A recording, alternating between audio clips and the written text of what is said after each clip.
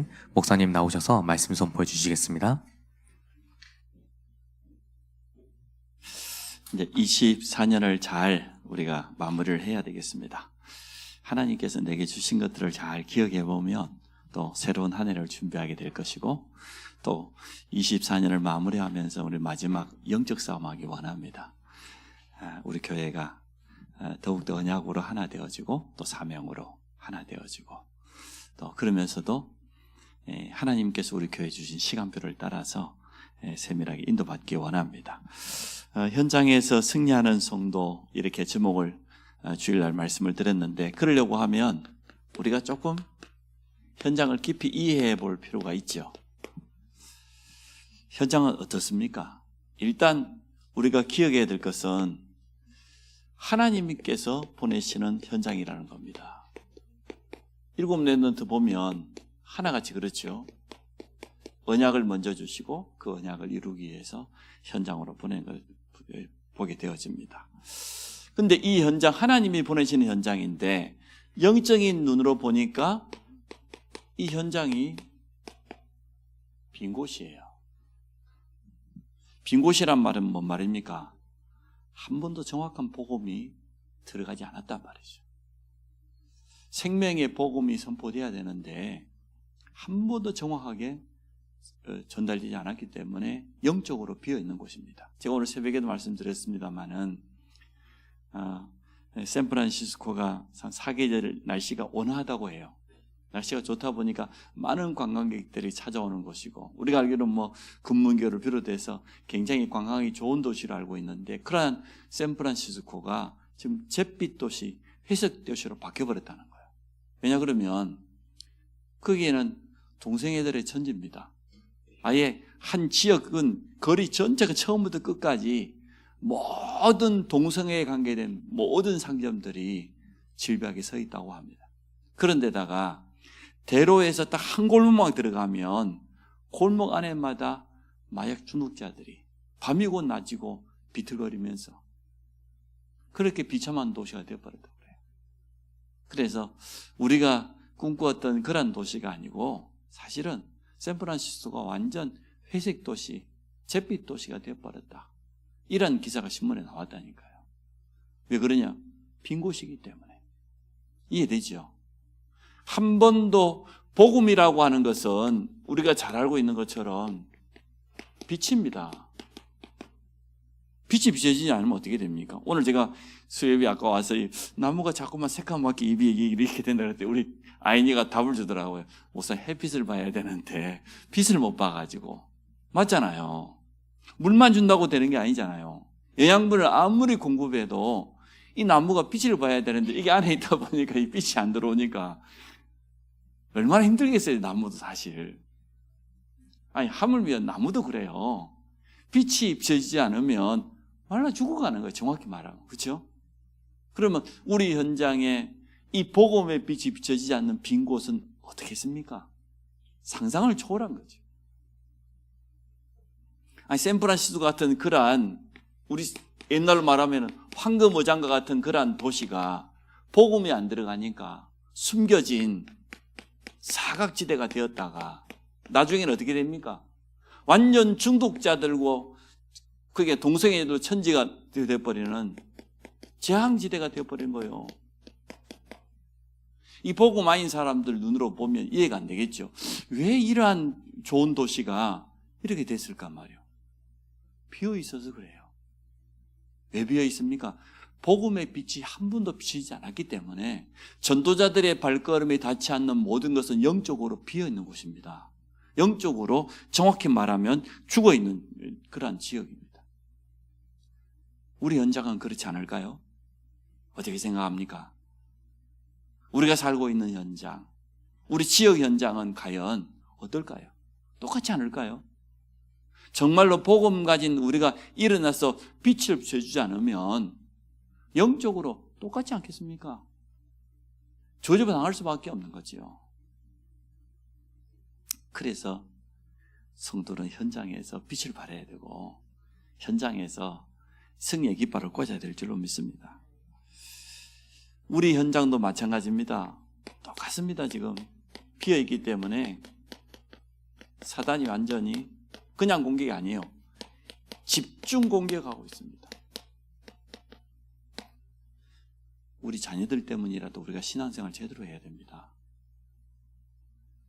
우리 자녀들이 살아가야 될 미래를 생각해 보면 참 걱정돼. 오늘 제가 전도 현장에서 만난 분이요.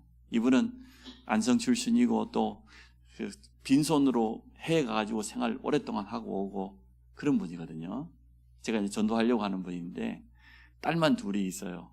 그래서 가서 이렇게 사업대 가서 대화를 하는데 하는 말이에요. 목사님, 저는 우리 딸들을 위해서 적금을 조금 모아놨는데 대학 입학하는 날 딱 주려고 합니다. 이걸 가지고 한 학기 등록금을 하든 뭐라든 네 하고 싶은 대로 해라. 나하고는 이제 끝이다. 대학만 들어가면 그렇게 하려고 조금 모아놨는데 그게 이제는 뭐 시간 지나면 이자가 붙을는지 모르겠지만 모아놓은 게 있다고 그래요. 왜냐 그러면은 나는 이제는 그 이후에는 내가 먹고 살아야 되는데 이제 뭐 애들한테 더 이상 나는 뭐 애들 보고 도움 전혀 바라지 않습니다. 쟤들이 딸 둘이 커가지고 나를 도와줄 거라고 생각하지 않습니다. 자기는 뭐 장남이고 장손이다 보니까 친가의 부모 모셔야지 또 처갓집 부모도 있어가지고 매달마다 양쪽 집안에 용돈 나가지 정신 하나도 없대요. 야, 그러면서 제게 하는 이야기가 이겁니다, 지금. 사실은 불안하지 않겠어요? 불안할 거예요. 우리가 복음으로 이렇게 확신 가지고 참된 이 답이 없으면 굉장히 불안합니다. 특히 미래에 대해서 우리 눈앞에 있는 현실도 그렇지만 그분 같은 경우는 참 이분이 복음 받지 않으면 어때요? 장모님이 목사님이셔요. 근데 목사 딸인 자기 부인과 자기 교회 안 다닌 지 오래됐어요. 아무렇지도 않아. 믿음은 요만큼도 없어. 이야, 나 진짜 어떻게 해야 됩니까? 그 자기 딸 2명은 공도에 있는 제일 큰 교회 함께하는 교회 보낸대. 주일학교 차 태워가지고. 우리 후대들 자녀들을 생각하면서 여러분 믿음을 단단히 지켜야 됩니다. 영적 싸움 정말 제대로 해야 됩니다. 그래서 흑암이 절대로 후대를 공격하지 못하도록 해야 됩니다. 우리가 정확한 언약 붙잡고 있지 않으면 자녀들에게 전달할 수 없어요. 그건 어쩔 수 없는 사실이잖아요. 그럼 우리 후대들이 언약 없이 세상 나갔다, 세상 살아간다, 어떻게 생각합니까? 생각만 해도 끔찍해요. 언젠가 우리 그 둘째 아들이 말이요, 그 고등학교 다니는데 여자친구가 있대. 사진을 가져왔는데 예쁘게 잘생겼더라고. 그래 뭐 복음 생명은 있냐? 없대. 시체를 사귀네. 내가 영적으로 죽은 자인데 내가 좀 표현을 너무 하긴 했습니다만은 야 빨리 살리든지 아니면 시체니까 갖다 버리든지. 제가 표현을 좀 과하게 한 것 같지만 분명합니다. 우리의 신앙은 내 자신만을 살리는 거 아니에요. 내가 신앙을 제대로 가지고 믿음의 반석에 든든히 서 있으면 우리 자녀들에게 눈에 보이게 안 보이게 영향이 다 가요. 뿐만 아니고 우리의 미래에까지 분명히 영향 갑니다. 틀림없습니다. 우리 현장에 빈 곳이 얼마나 많이 있는지.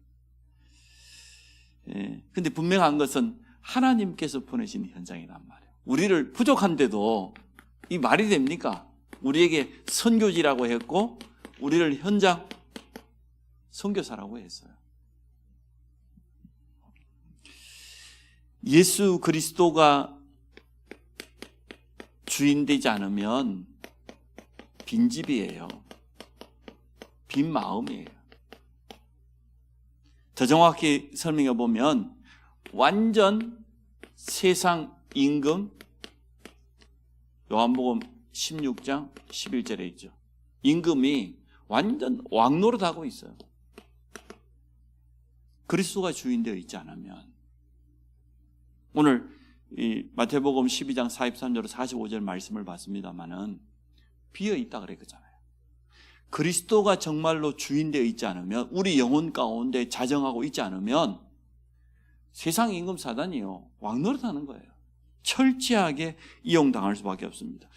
우리가 쓰는 말로 일평생입니다. 단순간이 아니고 일평생 동안 운명이라고 하는 여기에 매여가지고 종로를 하면서 살아갑니다. 이게 비어있는 현장입니다. 이 현장을 우리가 정확히 봐야 안 되겠습니까? 또 이해하고 우리 마음속에 담고 있어야 되죠. 참 재미나게 표현했어요. 사람들을 왜 드라마를 보고 좋아하느냐. 제가 졸업식 가족을 봤거든요. 재밌더라고. 또 사람들이 막 어디 가서 막 화려한 데 가가지고 막 여행을 하고 막 즐기고 왜 그렇게 하냐? 행복하지 않으니까 그렇다는 거예요. 정말로 행복하다면 그럴 필요한데 우리가 막 사람들이 막 드라마에 나오는 그 배우들을 통해서 대리만족한다는 거예요. 나는 그렇지 못한데 해피엔딩으로 끝나면 막 우리 마지막에 좋잖아요, 기분이. 그거 보면서 너무나 행복하지 않는 자기를 위로하기 위해서 그래 한다는 거예요. 여행을 가는 것도 여러 가지로 물론 그렇지 않은 사람도 많이 있겠죠. 왜냐면 자기 필요한 것을 막 구입하고 그러고 우리 잠깐 행복하잖아요. 근데 그거 가지고 영원히 행복할 수 있냐? 안 되거든요. 아니 우리가 아무리 목이 말라도 바닷물을 갖다가 한 말 두 말 마신다고 갈증이 해소되겠습니까? 마시면 마실수록 더 갈증이 찾아와요. 바닷물은 우리의 목마름을 절대 해결해 줄 수 없어요. 그 세상에 지금 주는 거는 그거와 똑같아요. 생수 아니에요. 근데 사람들은 너무 갈급하니까 어쩔 수 없이 그거 마셔야 돼. 그게 사단의 교묘한 전략이에요. 사람들이 처음부터 그렇지 않았거든요. 근데 좀 집착하고 중독에 빠지고 빠지다 보면 마지막에는 마약에까지 가버리잖아요. 처음부터 그러지 않았어요. 제가 청소년 사역을 좀 해보니까 그리고 비행 청소년들이 이렇게 만나보니까 주로 가정이 좀 어렵거나 가출했고 이런 애들 있잖아요. 야, 정말 제가 본드 그 흡입하는 아이들 봤어요. 이 막 봉지에다가 비닐봉지에다가 짜가지고 얼마나 애들이 참 마음에 외롭고 힘들면 그것을 그 순간만이라도 현실을 잊고 싶은 거예요. 나는 지금 부모도 없고 가출해 있고 너무나 어려운 그 현실을 그 순간만이라도 잊고 싶어가지고 그걸 흡입한다니까요. 그때만큼은 정신이 몽롱해져 버리니까. 저 청소년 사역하는 사람 간증을 듣고 정말 맞다고 느껴졌어요.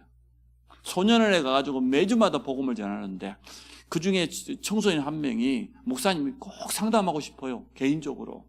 아 그래? 다음 주에 와서 상담하지. 일부러 갔대요. 이 아이가 솔직히 목사님 저는 요즘 밤마다 악몽을 꿔요. 무슨 악몽을 꾸는데 밤마다 거지 같은 할아버지가 하나 나타나가지고 자꾸만 내가 바로 늙을 때 네 모습이라는 거야. 네가 나처럼 일이 된다는 거야. 완전 이도 다 빠지고 흉측하게 해가지고 거지처럼 나가지고 밤마다 자기를 찾아온다는 거예요. 미치겠다는 거예요. 이거 어떻게 떼낼 수 있냐는 거예요. 그러면서 자꾸만 자기 모습이다 그러니까 얼마나 불안하겠습니까? 알고 보니까 이 아이가 벌써 소년원에 왔으면은 그냥 단순한 범죄를 저지르진 않았겠죠. 본드 흡입에다가 도둑질에다가 강탈에다가 많은 폭력전과 이거 하다가 왔어요. 이 목사님 말한 겁니다. 네 꿈이 맞다. 너는 그렇게 될 것이다. 너가 정말 지금 이 길에서 벗어나지 않으면 너는 그렇게 살다가 그렇게 될 것이다. 여기서 빠져나오는 길이 있다. 너의 영혼을 붙잡고 있는 사단, 네 운명을 붙잡고 있는 그 영적 존재, 이 원죄로 말미암아 찾아온 저주, 그리고 불신자 운명을 이야기해 줬어요. 그러니까 이 아이가 깨닫는 거예요. 맞구나. 내가 하나님 만나지 못하면 결국 그렇게 되겠구나. 이 아이가 정말로 예수 그리스도를 영접하고 거듭난 거예요. 하나님 자녀가 되어진 거예요. 제가 전에 말하지 않습니까? 청주에 지금 우리 동기 목사님요. 청송교도소는 아무나 가는 게 아닙니다. 재범, 산범, 그것도 특수범죄. 이분이 거기 출신이에요. 제 친구 목사가 거기에서 복음 받고 회개하고 나와가지고 다락방 교회 만나가지고 훈련 받다가 신학하고 장가가고 그랬어요. 인생이 완전 지금도 연락 옵니다. 우리 동기방에다가 이번 주에 어느 교도소에 자기 복음 전하러 간다. 자기는 증인이니까. 저 같은 사람들이 가가지고 교도소에 가가지고 하면 아이고 자기는 목사니까 이렇게 말할 거 아니에요. 근데 우리 동기 목사는 간단해요. 내가 얼마 전에 여기 있었다. 내가 별이 몇 개다. 그러면 재수자의 마음은 오픈해 버린다. 이야, 우리 같은 인간도 목사가 될 수가 있네. 근데 복음 전하는데 너무너무 마음을 잘 여는 것 같아요. 사실적으로 이야기하니까 자기가 너무너무 시달린 거, 가정에 어려움 당하는 거 가출해가지고 너무 서럽게 살다가 말이에요. 도둑질 한 번 하고 두 번 하고 나중에는 그게 영적 문제가 돼가지고 밤에만 누워있으면 귀신이 자고 자꾸 가르쳐 주는 거예요. 저 부잣집 몇째 방에 몇째 서랍을 열면 현금 다발이 있다. 가보면 진짜 있는 거예요. 여러분 집에 있는 물건도 못 찾아가지고 애먹을 때 한두 번 아니죠. 저는 뭐 금방 까먹어버립니다. 얼마 전에도 선글라스 하나를 잊어먹었는데 찾지를 못해가지고 내 차에 놔두고, 근데 어떻게 깜깜한 밤중에 남의 집에 가가지고 보석을 훔치고 현금을, 그거 가능하겠어요?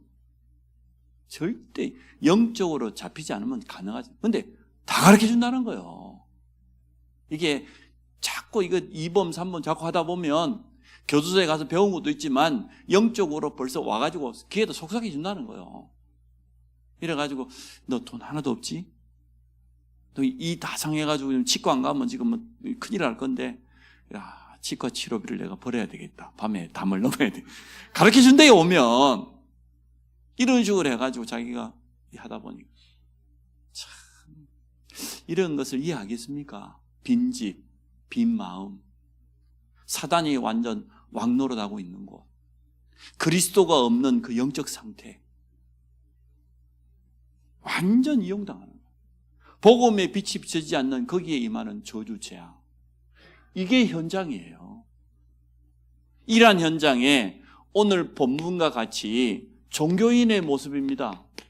오늘 마태복음 12장 43절 45절.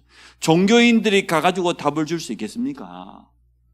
영적으로 아무 힘이 없는 그러한 종교인이 무슨 답을 줄 수 있겠어요? 오늘 본문에 뭐라고 되어 있어요? 영적인 사실을 모르니까 너무나 많은 성도들이 현장에서 방황해요. 방황할 수밖에 없죠. 사문을 붙잡고 시작해야 되는데 말씀도 없지, 기도의 힘도 없지. 그리고 현장 가니까 방황할 수밖에 없지. 성경에는 분명히 말하고 있습니다. 마태복음 12장 28절, 29절. 특히 29절에 보니까 강한 자, 사단이죠. 강한 자가 있다는 거예요. 강한 자를 결박하지 않고서는 절대 안 된다는 거예요. 우리 현장에 하나님의 나라가 임하지 않고는 절대 안 된다는 거예요. 맞습니까? 강한 자가 있어요. 현장을 장악하고 있는 그 강한 존재가 있다니까요. 영적 싸움에서 승리하지 않으면 안 되는 거예요. 종교인들이 이게 가능하겠냔 말이에요.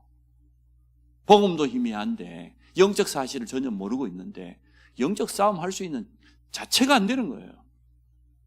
그래서 오늘 본문에 보니 이렇게 소개했습니다. 종교인을 영적으로 얼마나 나태한지 말이에요. 분별력이 없는지.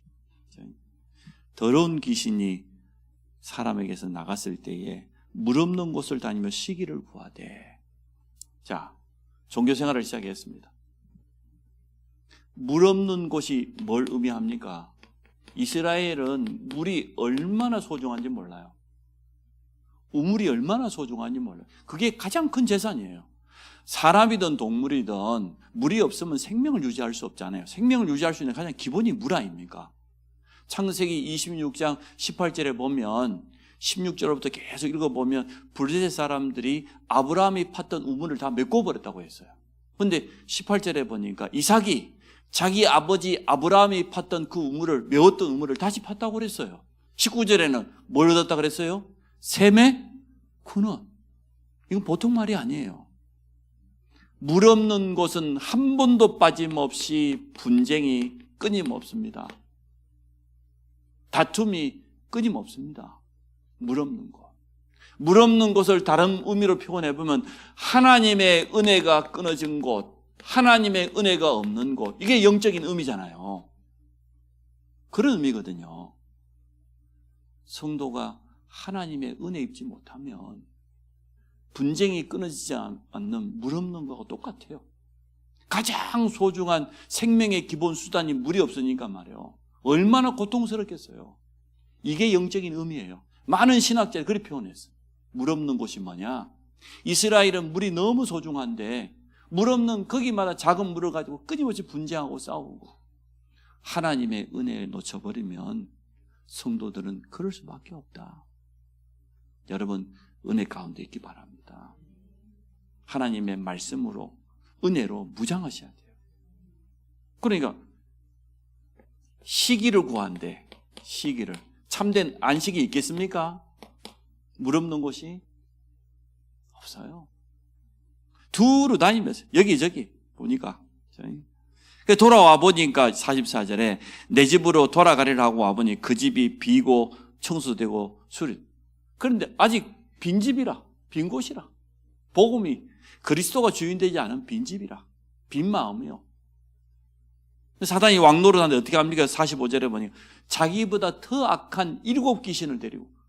종교인들의 말로가 그렇습니다.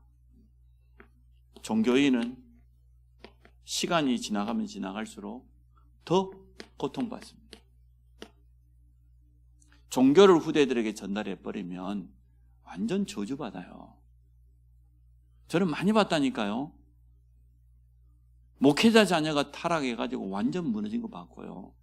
장로님들 중재 자녀들이 어려움 당하는 거 제가 많이 봤습니다. 왜냐? 그들에게 정확한 믿음이 전달되지 않았어요. 언약이 전달되지 않았어요. 우리 사명이 굉장히 중요합니다. 우리가 정확한 언약 붙잡고 후대에게 전달해 주냐 안 주냐 그게 우리 가문의 미래이기 때문에 여러분 어쨌든 해야 돼요. 오직하면 광야에 가는 신명기 6장은 광야길 한가운데잖아요. 이스라엘아 들으란 말이에요. 우리 하나님 여호와는 오직 한 분밖에 없나. 네 속에 먼저 각인하고 후대에게 전달해라 그랬잖아요. 그래서 우리는 종교가 아니고 성도로서 영적인 무장을 제대로 하고 현장에 나가야 되겠습니다. 성도의 영적 무장. 완전 비어있고 사단이 왕노릇하는 그 현장에는 종교인들을 가갖고는 절대 안 된단 말이에요. 본인도 이기지 못하는데 종교 생활을 하면 할수록 후대에까지 모든 저주가 그대로 대물림 됩니다. 틀림없습니다. 성도는 간단하게 무장하기를 원합니다. 여러분 주의를요 기도 속에서 모든 걸 하세요. 다른 말로 하면 성령 안에서 모든 걸 하세요. 벌써 우리 주목님이나 전사님 앞에 서가지고 예배를 앞두고 찬양할 때부터요 기도하면서 찬송가 가사 하나씩 묵상해보고 저는 우리 성가대가 찬양해도 참 은혜가 되고 또 우리 오후 예배 때 찬양팀이 찬양하면 얼마나 은혜가 되는지 몰라요. 제가 안에서 한참 듣다가 나옵니다. 내가 너무 빨리 나가면은 방해될까 싶어가지고 몸차양도 하고 그래야 되는데 제가 뒤에서 서 있을게 나도 힘들어. 서 있으면 그래서 일부러 빨리 나오고 싶은데 늦게 나오긴 합니다만 얼마나 은혜가 되는지 몰라요. 그 가사 하나하나가 참 은혜 돼요. 우리 성가대 저는 은혜 받아요. 보니까 개인적으로는 수준이 어찌 되는지 모르겠지만 성악가들이 하는 것보다 한 10배는 은혜 됩니다. 저는 노래 잘하는 사람들이 하는 것보다 하여튼 못하는 사람들 여러 명이 해버리면 화음이 되는 거니까 화음이 섞이는 거 아닙니까? 말 그대로 아무 문제 안 돼요. 저는 너무 감사해. 근데 여러분 기도 속에서 성가대 찬양을 듣고 찬양단이 가사 하나하나 할 때마다 속으로 기도하면서 아멘 해보세요. 그게 은혜고 그게 치유 아닙니까? 어떨 때는 전요, 설교 안 오고 우리 찬양단 찬양만 계속 들었으면 참 좋겠다. 그럴 때가 참 많아요. 너무 좋았어. 그 가사가 하나하나가 우리에겐 전부 메시지 아닙니까? 우리 신앙 고백이잖아요. 우리 사명이잖아요. 기도 속에서 하셔야 돼요. 말씀을 받을 때도 기도 속에서. 장로님이 대표 기도할 때도 여러분 기도 속에서. 성도들과 주일 포럼할 때도 기도하면서, 한마디로 말하면 아까 제가 말했죠. 성령 안에서. 주일날이 이렇게 소중한 겁니다. 사실은 주일날 승리해버리면 나머지 주 중에서는 응답을 확인하는 거지요. 이게 정상적인 신앙 아니겠습니까? 주일 승리하면. 저는 그럴 수 있다고 봅니다. 그래서 이 은혜 속에서 성령 안에서 성도들과 교제하고 하나 되어주고, 또 저는 이런 방향으로 계속 나가려고 합니다. 주일 포럼 회복하면서. 두 번째, 평일은 어떻게 성도가 영적인 무장을 해야 되겠습니까? 삼원을 가지고 영적으로 무장해라. 그리고 현장에서 2025년도에는 제가 이것만 강조할 겁니다. 다른 거 하지 마라. 오로지 삼원을. 감사하게도 우리 보니 태영아 부모들 하신다고 그러고, 우리 아동부도 교사들 한다고 그러고, 대학 청년부도 보니 오랫동안 하더라고요. 내가 대학 청년부 안에 들어가 있는데 삼원을 올리는 거 보고 은혜를 참 많이 받았어요. 조현우 형제가 간단하게 주일 말씀 붙잡고 거기다가 삼원을 올리고, 그래서 이번 주 토요일에는 보니까 자기가 건설 현장에 있는 그 숙소에서 지내잖아요. 조립식으로 막 만들어 놓은, 거기서 임시 가건물에서 지내는데 자기 옆방에 보니까 태국에서 온 노동자들이 많이 있어요. 이번 토요일에 지금 전도하겠다고 준비해 놓겠다고 저를 불렀어요. 여러분 기도해 주시기 바랍니다. 얼마나 감사합니까? 참 너무너무 감사할 일이지. 그래서 이 삼오늘이 얼마나 능력이 있는지 모릅니다. 여러분을 하나님 앞에 세우는 가장 좋은 방법입니다. 여러분 전도할 필요 없어요. 전도를 하려고 하면 안 된다고 그러잖아요. 전도를 하지 말고 매일 한 5분 10분만 삼원을 하십시오. 오늘 내가 붙잡아야 될 말씀. 저는 새벽에 제가 설교하지만 집에 돌아가면 삼원을 합니다. 새벽 말씀 중심으로. 얼마나 좋습니까? 그리고 그거 가지고 기도하고, 또 전도 계획 세우고, 전도 대상에 놓고 기도하고 합니다. 그런데 이게 너무너무 사실은 중요합니다. 쉽게 말하면 오늘의 말씀이란 말은 답을 얻고 가라고 말이죠. 맞지 않습니까? 내게 답이 되고 정말로 힘이 되는 그런 말씀 붙잡고 가라. 독서를 해도 자기에게 힘을 얻는 책을 읽어야 되는 것이지 이상한 책 읽으면 도움 안 됩니다. 그런데 뭐 강사가 잠깐 나와가지고 하는데, 저는 세바시 했잖아요. 세상을 바꾸는 시간. 간단합니다. 15분, 20분 합니다. 근데 그 짧은 시간에 이 복음이 없어서 그렇지 일반 사람들이 들으면 공감할 만한 그런 내용들이 참 많아요. KT홀에서 주로 하는데 우리가 그런 말만 들어도 힘이 나잖아요. 근데 책을 읽어도 힘이 나잖아요. 제가 거의 하루도 안 빠지고 신문을 정독하는 이유가 있습니다. 신문 읽으면 너무 재미있어요. 요즘 정치는 보기 싫어. 그런데 새로운 경제에 대한 거 흐름이라든지 이런 거, 세계 동향 이런 거요, 전도 선교의 관점으로 보면 볼 게 굉장히 많습니다.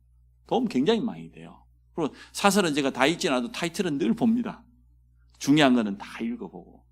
그러면 맞다 싶어요. 이렇게 지금 흘러가고 있구나. 그러니까 이거 신문이 재미없으면 여러분 1시간 동안 보겠습니까? 제가 출타갔다 오면 일주일째 신문을 앞에다 놔두고 꼼짝도 안 하고 다른 시간 가만히 하고 다 봅니다. 집사람이 알아요. 내가 신문 보고 있으면 건드리지도 않아요. 그때는 뭐란 말 하면 들리지도 않아요, 저는. 그러고 틀림없이 세탁기 그 건조기 올리라고 했는데 제가 까먹어버려요. 신문 보면 절대 못 올립니다.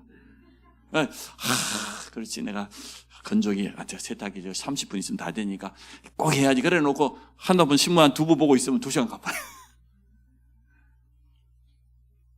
힘을 얻어야 돼요. 여러분, 말씀이 답이고 힘입니다. 세상 그 어떤 뛰어난 강사보다 하나님 말씀 자체가 우리에게 답이 되고 힘이 돼요. 틀림없어요. 그게 오늘의 말씀이다, 그 말이에요. 그렇게 무장하고 서시면 됩니다. 우리는 그냥 기도가 아니지 않습니까? 구원의 확신, 그리고 감사 속에서의 기도 아닙니까? 그러면 당연히 영적으로 충전될 수밖에 없죠. 영적으로 힘을 갖출 수밖에 없죠. 구원의 감사와 그 감격 속에서 말씀을 중심으로 한 언약 기도, 영적으로 힘날 수밖에 없어요. 이 힘 가지고 가라는 거예요.